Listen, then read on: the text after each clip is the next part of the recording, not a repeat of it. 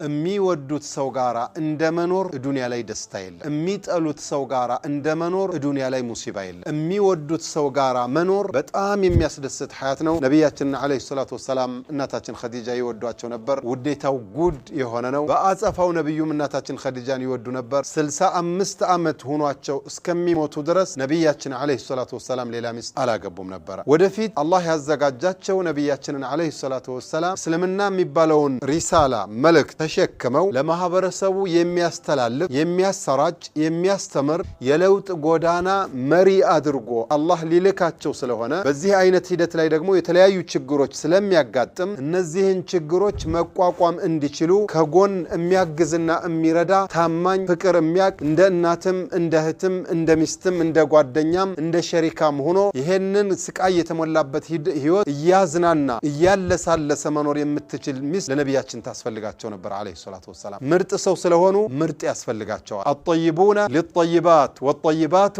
للطيبين طرو لا طرو نو طرو سيت لا طرو وند نو ይሄ መቼም የአላህ ተውፊቅ ነው ذلك فضل الله يؤتيه من يشاء والله ذو الفضل العظيم